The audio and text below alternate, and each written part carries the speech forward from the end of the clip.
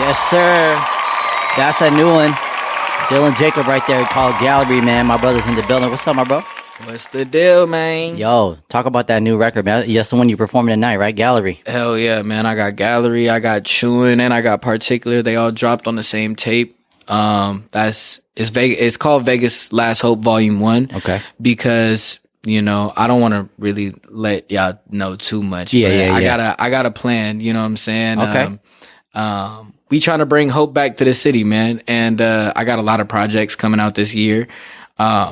Turp stuff, some melodic stuff, some emotional stuff. Yeah. I got all types of stuff. I really been trying to just put the staple of Vegas on my sound, you know? Yeah. So many times people have asked me like, Dylan, what's your sound? And I never really could put my finger on that because I make so many different types of music. Right. And it was recently I was doing a interview and they asked me that question. I just had this epiphany and it hit me and I go, my sound is Vegas. And they go, what do you mean? And I'm like, literally my sound is just a giant mixing pot of a bunch of different inspirations and music and everything all put together to make it uniquely its own. And that's the best way I could describe it, you know? So when it comes to all this music, man, I try to go in there and just capture the vibe and the energy, whatever that is, you know, whether that be turn party, whether that's emotional, whether that's whatever. I just want them to be able to feel that shit. Everything, yeah. I can feel that when you say, because Vegas is like a melting pot of everything. You know what I mean? Like there's R&B clubs, there's Latin clubs, there's a turned up, you know, there's the pop, you know, touristy club. Communities. Yeah. Like, bro, you got like even where we're at right now, there's like, I went to school here when I was young. There's mad Ethiopians that live over here, right? Yeah, like it's a whole Ethiopian community. But if you go like 4 blocks that way, there's mad Greeks. Oh wow. Like mad Greeks. Yeah. To the point where they have like Greek festivals and stuff here. So it's like literally Vegas in itself is just, you know, it's so rare to find people like myself who are actually born and raised from the city. Yeah, absolutely. And that has really taught me, like, that's kind of why I guess people could say like we don't have culture. But I don't think we don't have culture. I think, you know, our culture just is inspired and takes pieces of everything because we have so many different cultures. Right. A lot of people come here from all over the world to move here and whatnot. And facts. You know, people like you and Heartbreaker that are born and raised in Vegas, like you've seen the city grow from where it's at today. You know what I mean? How do you guys feel like with people just moving from out all over the world and coming here and they're, you know, making it seem this is my city? Like, how do you feel when it's like, nah, I'm born and raised, like I've only been here for 8 years and I feel like I'm still learning the lay of the land and the culture and stuff. So here's how I feel about that. I feel like if you're really contributing towards the city and you're trying to actually put on for the city, I feel like it's okay for you to claim the city, you know, especially for those people that come here young and stuff like that, which Vegas is like all they know, right? I can get that, right? But I think the fine line is being able to say that you grew up here, because I don't think you understand the struggle of Vegas until you're a kid growing up here. Absolutely. You know, when you're a kid here, you don't get to be blinded by all the stuff that like sits and, you know, fulfills your immediate perception of life, you know? So like as an adult, you come to Vegas and you drink and you do drugs and you party and you gamble. And you do all these things that are meant to really just take you off the focus that you're wasting your time and your money. Right. Like, and so like as a kid, you just have to see all of the aftermath of that.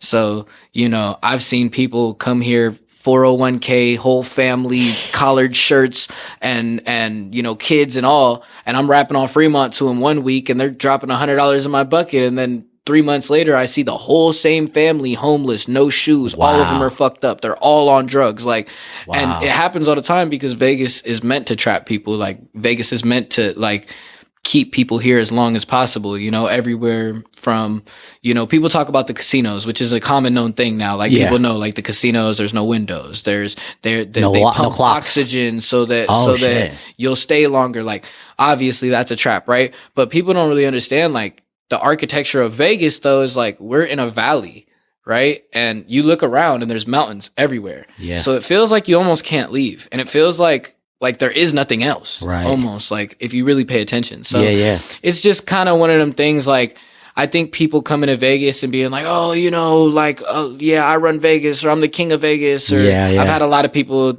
that I've seen, you know, I'm the prince of Vegas, or I'm this, or I'm that, or I'm this. And, you know, like, even all respect due to Dizzy, like Dizzy has put on for the city with like the East Side song, but Dizzy's not really from the city either. You know, you ask him, he's going to tell you he's from Detroit. I see. You know, he's going to tell you he's from, or actually Michigan. I think he's from Flint. Yeah. You know, like, so like, I think it's really just that fine line of like, Vegas doesn't have those people pressing people for false claiming like other places do. You go to California or LA and you're like, nah, bro, I run LA. You're going to get beat the fuck up. Oh, yeah, absolutely. Like, let's just go. Yeah. So like for me, I just kind of realized like, that's my job, and that's the job of people, you know, like myself who are from here, is to kind of be those big homies of the city of like doing my best. I tell people all the time, I mess with everything Vegas. You come out of Vegas, I don't even have to particularly like what you do, but like I'm going to support because you're out of Vegas, right? So like when it comes down to it, I try to put everything on Vegas that I possibly can. I try to put the map, like the city on the map. I try to let people know as many times as I possibly can. I literally tatted this shit on the back of my neck. Like, it's forever. And for me, I do that because I really feel like Vegas is not missing culture. It's just missing a leader to direct how the whole perception of that's what I believe too. Like, obviously me being here only 8 years, and seeing like the movers and the shakers, and you're one of those people, you know what I'm saying? And it's like you putting on for the culture and trying to bring awareness to the city, because a lot of people don't really know, you know what I mean? Especially people that, I just moved here and all Vegas is the Strip. It's like, bro, there's so much more than just the Strip. Like, when's the last time you went to the Strip? Like, literally, we don't fuck with the Strip. When I was there for the TikTok event, man. Yeah, exactly. Right? I was there for TikTok Live. Yeah, we're there for work. Yeah, we're only there for work. We're not driving down, you know, Las Vegas Boulevard on an off day. Nah. You know I'd rather go to the View. Exactly. Right. Yeah, absolutely. When I say, what is Vegas to you? Like, what are certain things that like pop in your mind? Whether it's like clubs, food, DJs, or artists that you look up to. What is Vegas to you? Home, mostly. Family. Like, I think when you ask that question, it kind of just like is the same. It's kind of like a simile question to like what keeps you here, right? Or like, you know, what do you think of when you think of Vegas? Like, and I think of my family. I think of the fact that it's just home at the end of the day. I know it like the back of my hand. Like, I tell people, like, the best thing about Vegas for me is the comfortability. I'm comfortable here because I've been here my whole life and I know everything, and it's not that big. So literally, like, you could be somewhere random on live somewhere in Vegas, and as long as I can see the ceiling and it's a public place, I know where you're at. Yeah. 1,000%. Or see the carpet. I'll see that with people. I know exactly where you're at. Like, every single time. Like, honestly, I could do it sometimes when people are outside. If I see certain mountains, I know exactly where you're at. Wow. Yeah. Like, for real, I can pinpoint your exact location. So I think, you know, when I think of Vegas, man, I just think of like comfortability. And I think that's also the thing that like I love so much, but also scares me so much about it, is because, you know, we shouldn't be comfortable. Right. And I think that's kind of probably my next move, is really secure the city and make sure that the city, you know, knows that I put on for the city and that I really mess with the city and the city really messes with me, and then get out and you know, try to expand that to places more than the city. Do you feel like Vegas is getting saturated with like, you know, artists or DJs, or like people are coming out here that work in the industry per se and come here to like make something of themselves, or do you feel like there's room for everybody to grow up here? I think life is getting saturated. I think people in general are just trying to do whatever they see the next guy doing that works. And I think it's amazing to know that like everyone has the opportunity to do something, you know, but at the same time, it's like, as an artist, it's almost a little offensive, because like I really put blood, sweat, and tears into this like craft, into the art of this music, you know? And like there's people nowadays that are going, and I mean, look at AI. That should give you a prime example. It's not Vegas. It's just people in general. Everyone's trying to do everything else that they see working. Yeah. And it's like, you have people who can make whole AI DJ playlists in 5 seconds. You know what I'm saying? You also have people who can make AI songs that sound great. Like, Right. for real, they sound good.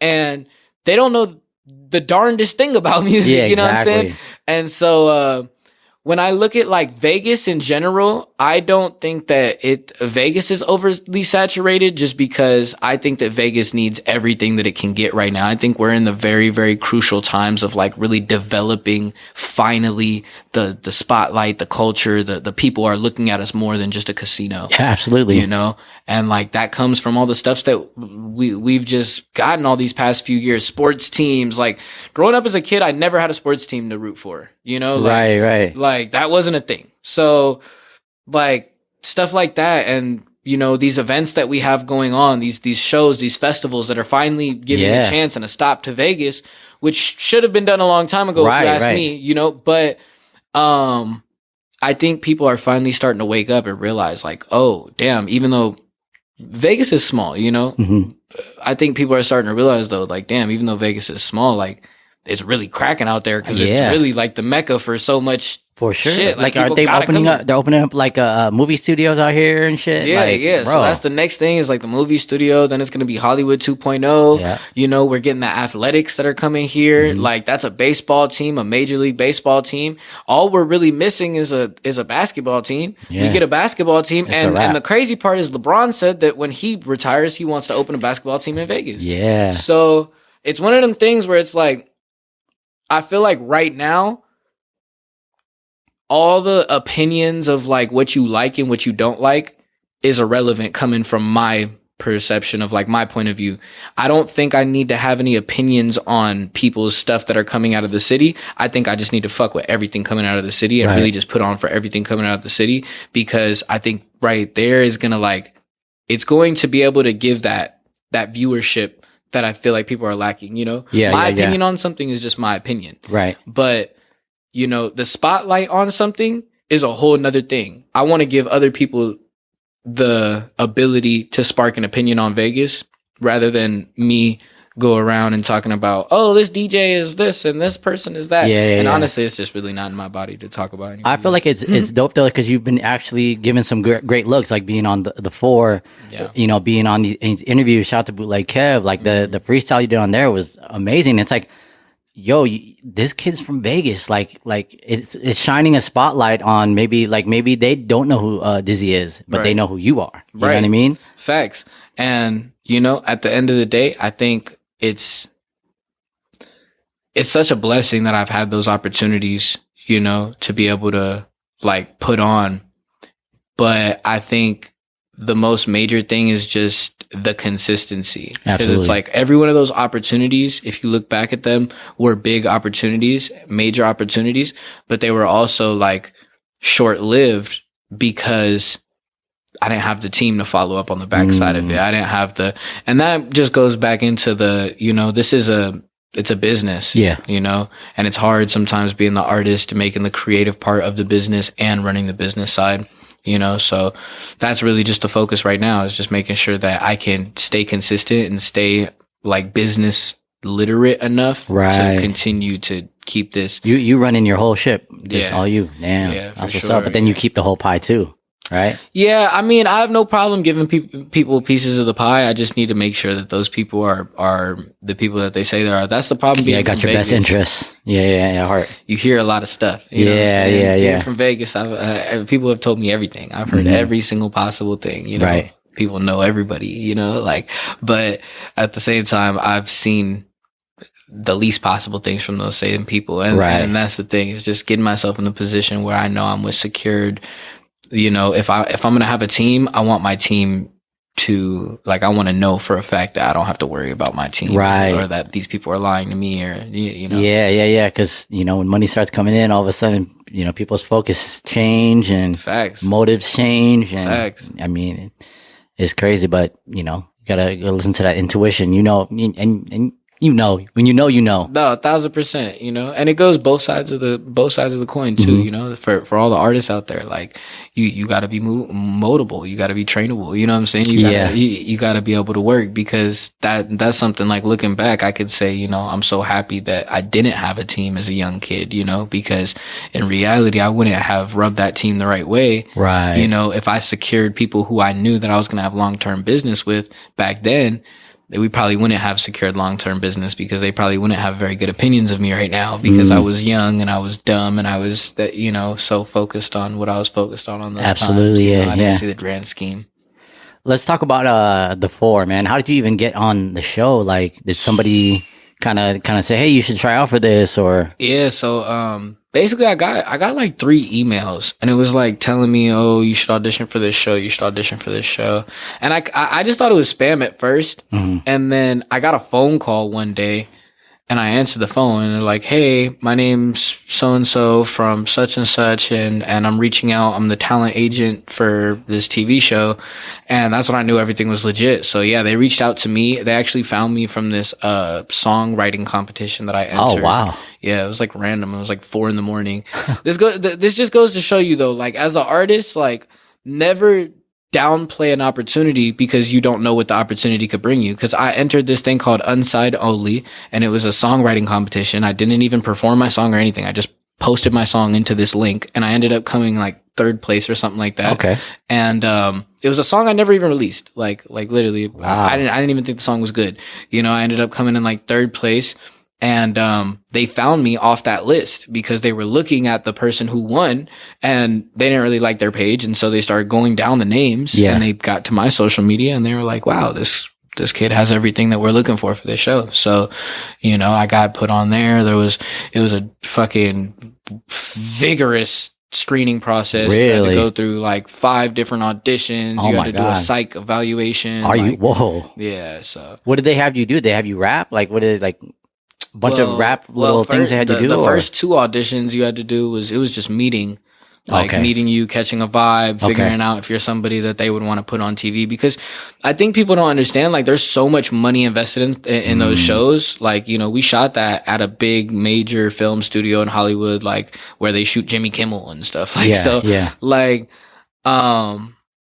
there's so much money going in behind it. There's so much invested in it that, like, they need to make sure that their investment is safe. Right. And so, like, they put you through extreme screening processes, make sure that you're exactly what they want, exactly ready. And they also want to make sure that they can, like, not manipulate, but form the plot into what they want it to be. Right. You know what I'm saying? Because they know what is going to sell. And that's like kinda, can they market you well? Right. Yeah. That's the kind of only thing that it kind of sucks about, like, having that opportunity as a young kid and being on that TV show, is because I didn't have the team to come back on the other side. I didn't have the consistency to follow up with. I didn't have the music to follow up with. And all that stuff only led to me kind of getting cast in this giant shadow of, like, oh, the Four, the TV show. But I think it wasn't because that was my best performance. It wasn't because that's when I went my hardest. Right. It was because all this money and all these people of stature, were saying, this is your greatest time, and yada, yada, yada. And that's how it was meant to look. And so people seen it as that. It's perception. So, like, the Four was amazing, and I'm super, grateful for the opportunity. But at the same time, like, I'm so ready to just push past that and show people, like, actually you're who young. I am as an artist. You know what I'm saying? Yeah. Rather than just, like, my story. I think more on the Four, people got involved and fell in love with the story of who Dylan was more than the actual raps themselves. I see. I think people just got, like, convinced into, oh, I like the raps because, when you have DJ Khaled and Meghan Trainor and fucking P. Diddy out there saying, like, oh, you're good, everybody's going to be like, I knew he was good. Right. Yeah. Did you didn't even get to talk to them off camera? Like, you only saw them when it was time for filming? That's actually the crazy thing too, and that's why I say God got me, man, because I literally, that was one of my only requests coming off the show, was like, just let me meet them and, like, shake their hands and say thank you, for the opportunity. Like, and they had me actually the last day I was there, the last day we were shooting. They had me stay on set for like 2 hours. I had to stay till everybody left because they were like, oh, we're going to make it happen. And then they were like, oh, sorry, like we couldn't make it happen. And I literally just stayed for nothing, right? Yeah. And I remember being so bummed out about that. And then like, look at what happened, you know, years later, you find out all the stuff that's happening and, you know, the industry. And it's not that people don't know. I feel like a lot of people knew what goes on with stuff like that. Yeah. You know? But they say they know who they want to win already. They sometimes like American Idol, they kind of know what they're looking for. Oh, for sure, You know for what I mean? sure. Like with the whole TV show stuff. Yeah, for sure. But for the personal stuff, like when it came to like the Diddy stuff, right? You know, like I feel like a lot of people knew already what kind of type of time and like Yeah. he was on, you know. I personally didn't. You know, I was 16 years old. I didn't have any of that like knowledge of like you know the past and the history. Yeah, like, yeah. You know, I didn't put two and two together that the man likes to get called Puff Daddy. Like Yeah, you yeah, feel yeah. me? And so like to me, that could have been a position where honestly I could have been taken advantage of, or I could have been put like, into a real compromising position, you know, and I'm not going out like that. So you'd have to kill me because I'm not going out like that. Yeah. You know what I'm saying? I'm not shutting up. Like, Yeah. So like, that's one thing, you know, I say just God got me. Like, look absolutely. at God, because in my Look life, at God. Yep. it's not that I ain't tried. Be You like, feel what me? they're like, it's- Dylan, you can't meet Khaled or Megan Trainor, but Diddy's here if you want to meet him. You know, like, oh. And I would have literally at the time too. I would have been He's like, actually- for sure. He's I was- gonna send you a card to go to his house. I'd have been like, I want to be a bad boy. You feel me? but Like, hey, you know what? But God got you. Though. God got me, God man. got I'm you. telling you, you know. And yeah, I look back at stuff like that, and it's just like such crazy, Yeah, dude. like, just I can't even call them coincidences, you know. But Yeah, just things happen crazy- for a reason, man. Yeah, crazy moments where I just realize like it's like affirmation. What happened after the four? Like when you came back to Vegas, did like your career jump start? Did you start getting looks for other, opportunities?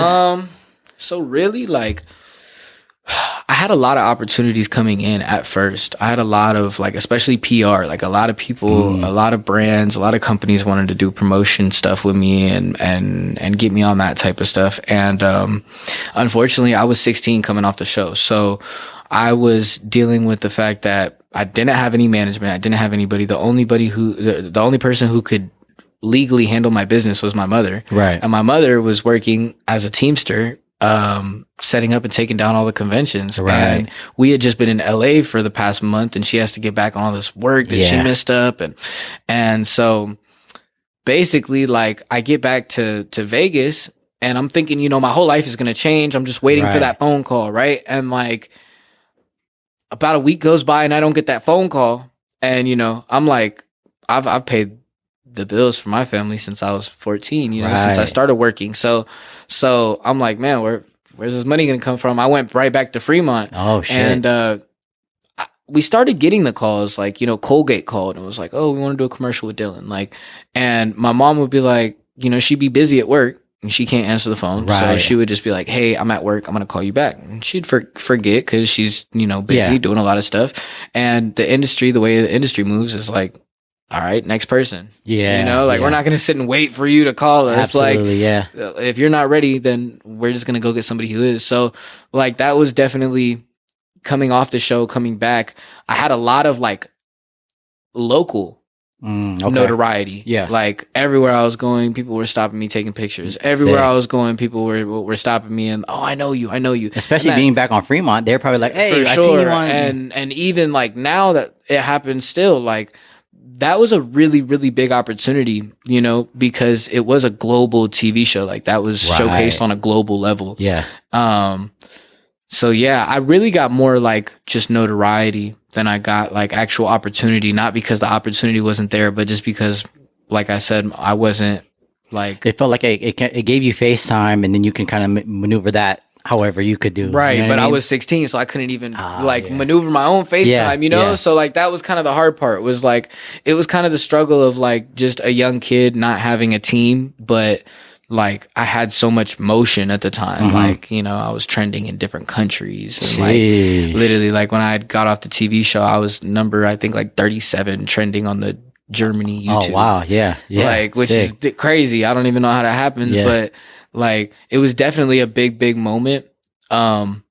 Just unfortunate, I really couldn't like capitalize completely. Yeah, because on, your age. on, like, Because imagine you could have done like a fucking tour. Oh yeah, You know what I mean? Because everybody knew who you were. They knew For your face. sure. So it's like, For man, let's sure. do a fucking world tour. But you were 16 still. Your Yeah. mom would just have to sign off on And it. once again, and this is like, you know, I talk, and I'm so vocal, and just I'm so open about like my stories in my life, because I Mhm. hope, you know, people can reference for me and just like use it for their future. But, you know, once again, that was not only due to outside sources and doing, that was due to my own doing too, because, you know, I could have told my mom, hey mom, quit your job, I'm going to give you 30% of everything that I make, Right. and you're going to be my manager. And she could have did that role. Like, my mom is a smart woman. She Mhm. knows what to do and how to do it. She puts her mind to something, she'll make sure it gets accomplished.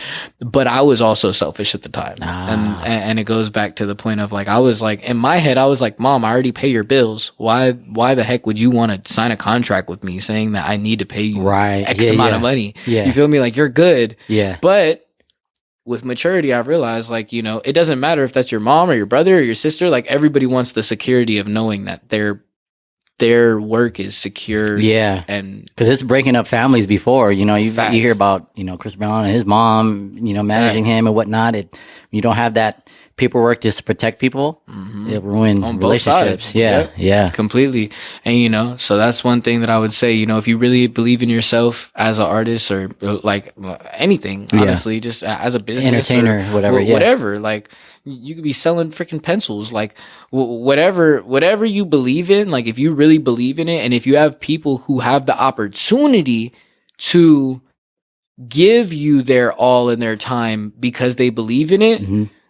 do yourself a favor and start cutting people into the pie early, because then you can grow with the people who actually really believe in Absolutely. what Yeah. you're doing. You know what I'm saying? Because otherwise you're gonna have to find them later, and it's a little harder. And then when you're already at the top, it's like everyone's going to say they believe in you. Right. When you're already there, but you Right. want the people that kind of help go through the trenches with you. And then it's really hard to believe people. You know what I'm Yeah, saying? yeah. And that's where I get my trust issues from. You I know what I'm feel saying? I you. get my trust issues from, oh, it's funny you want to work now. Exactly. Same people that probably weren't even answering their calls before. Yeah, I hit you 7 years ago. You Yeah. don't want to work. Yeah, exactly. It's crazy how the world works, huh? Yeah. Let's no, talk about the Rap Arena, man. Yes, sir. The only MC to win 2 times, bro. Yes, sir. Yes, So sir. the Rap Arena, obviously, did this come from the fore at all? Like did somebody see you from there to tell you to do the Rap Nah, Arena? Or I mean, honestly, so the owner of the Rap Arena, Matty Ice,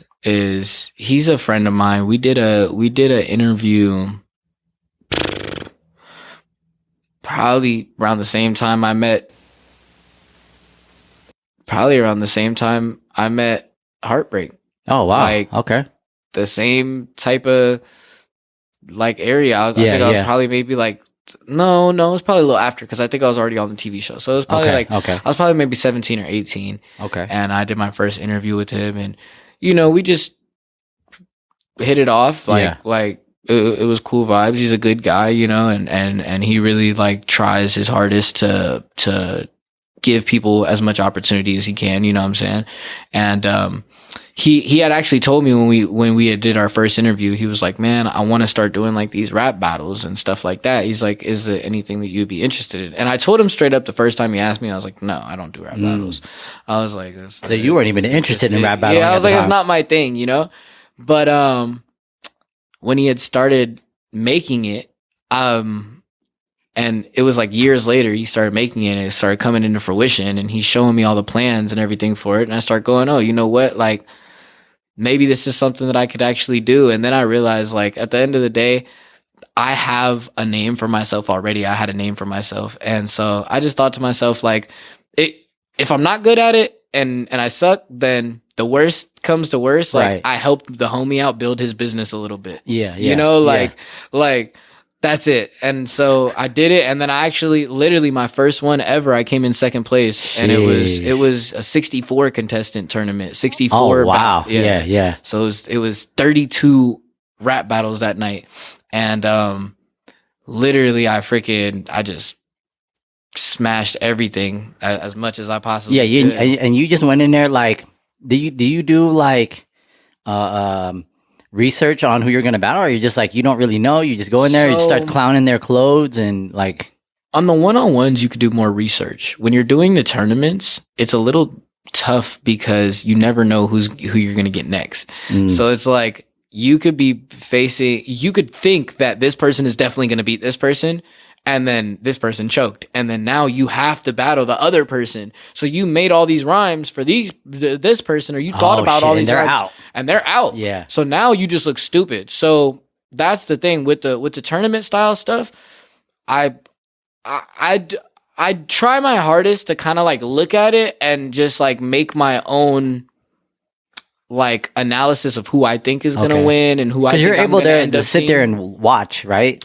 Yeah, but I never watch. Okay. Yeah, I don't know. It's just not Like that you, like entertaining like for me. this guy's talking about his fucked up car, so I'm gonna bring that up when I battle him. Like, nah, Yeah. Oh, yeah. I've done And that shit like before, that. for sure. I've definitely done use that it for before. ammo. Like, Stuff okay, like that. yeah. Yeah, I definitely done that. Like if I know I have to battle somebody next round, like okay, for example, if I knew I had to battle you next round, right? Yeah. Then like, but you're battling right now. Then I'm gonna look at your battle right Right, now, and and I'm see gonna if be you can like, pick some okay, stuff. like, Yeah. I'm gonna just look at different things. I'm gonna look at like your style, the way you set your punchlines up, like the way that you interact with people, the way that you interact with the person in front of you, because like all those things show me weakness. Like you're weak somewhere. Right. Everybody's weak somewhere, and so you know that's one thing that I've realized with the rap battle stuff. Like it's not, you don't have to be the best rapper.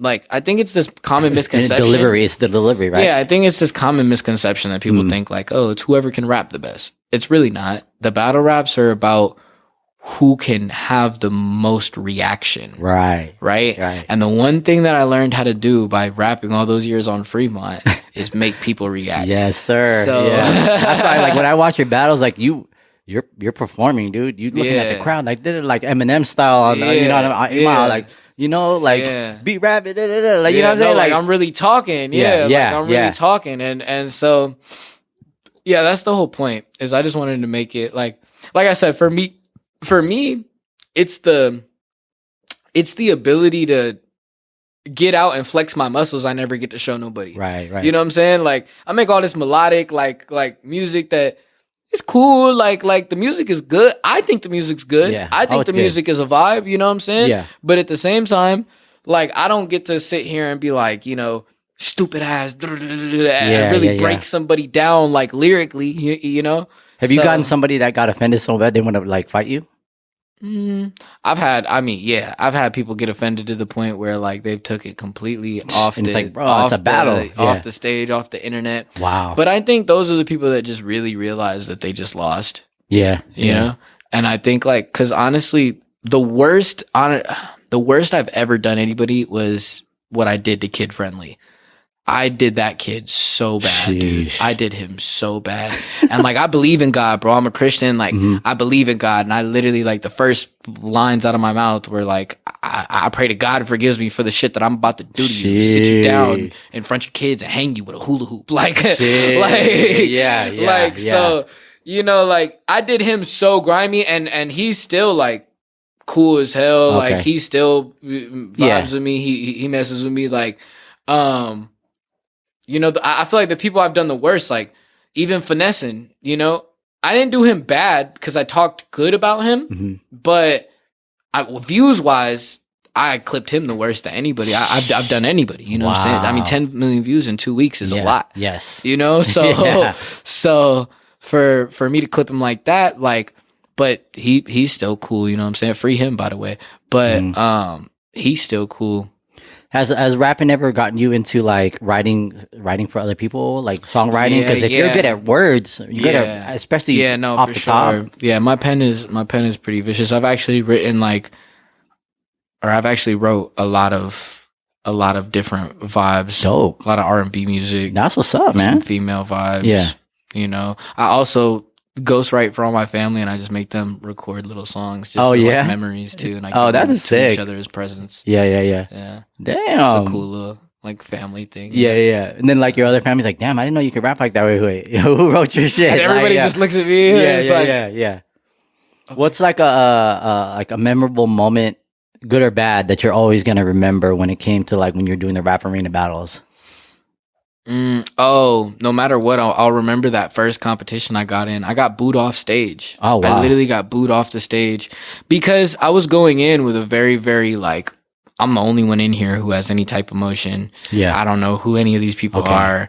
Like, I was going in very arrogant, very Okay. cocky, like, and I was going to Arizona to do it. And the whole time they're like, oh, we're not going to let that fly in Arizona. We're going to go and drop them off in the desert somewhere. We're going to do, I was getting all these death threats and all this stuff. Wow. And I'm just like, still, you know, like Mighty Mouse in that thing. I'm Yeah, like, yeah. I don't give a suck my, you feel me? yeah. So like I went there and people kind of already had this presumptive notion to like want to hate me. Okay. And then I went against like their, you know, hometown hero over there. And I pulled like a loophole because so how it was like there's beats for every round that you can choose out of, right? Okay. So like, you know, there's beats for the first round, second round, third round, whatever, but you could do a wild card beat at any time, right? Okay. So I read through the rules, you know, I fact checked everything. And then the day before I call Maddie and I'm like, hey, Maddie, like it never says anything in the rules about me doing an acapella. Oh shit. Right. And I'm like, I want to rap acapella for this round. Mhm. And he goes, I mean, you're right. It doesn't say anything in the rules. And I go, okay, bet. So I did it acapella and that's why they tried to boo me off the stage because they were like, you're cheating. I'm like, no, I wasn't It's not cheating. I it. came prepared. Right, like I asked, I specifically looked through the rules Yeah. and made sure, and I had a beat ready to put it on just in case I needed to put it on a beat. Yeah. But I knew I was going to end up going against this guy. So I knew I had a round for him. And literally I remember just doing the whole round getting like, I couldn't even hear myself think. I just remember thinking to myself, like, you just got to remember what the words are. Just read it. Yeah. Like read it in your head. And I did that. And the judges had their own table in the back where they had speakers where they could hear everything Okay. and headphones Yeah. and everything like that, right? And so even though the crowd booed me off stage, I still won that Oh, wow. battle. Yeah, yeah. And so it was a huge upset. The whole building was like, "Oh, we're gonna freaking kill this kid!" Like no, for real. We had to leave out the back exit. Oh, that's crazy. I left like armed security. Wow. So well, I came like that anyway, you know, because my brother's my head of security and he's Okay. like a legitimate head of security. Yeah. So, you know, we came armed out there, 3-4 guards, like that's just how we move. We move very militant, you know, but we had to go, out the back entrance. Wow. One of my guys was literally sitting in the back of we had an Escalade, sitting in the back of the Escalade with the freaking With the trunk hatch with open? the trunk hatch open with a the AR in his yeah, hand. wow. Yeah, don't follow us. Yeah, like so That's crazy. That's definitely one of those moments that I'll have Yeah. to remember forever, for sure. Bro, Dylan, I appreciate you being here, man. For real. Like, for real, man, I'm glad I could come. much success to you. Like, I feel like you've obviously been in Vegas all your life. You've been doing this for a very long time. I feel like your career is still just getting started. There's so much more in the cards for you, and you have a show tonight. Yes, Right? sir. Can we say where it's at, or not yet? Yeah, or? yeah. It's gonna be at Frame Studios, man. Okay. So if you guys are in this city, slide to Frame Studios right freaking now, Yeah. man. Right freaking now, because we gonna be there. Unfortunately, like I said, you're not gonna be able to see me rap battle tonight, but you're gonna be able to see me perform a bunch of new music that you Yeah. never heard me perform before. Exactly.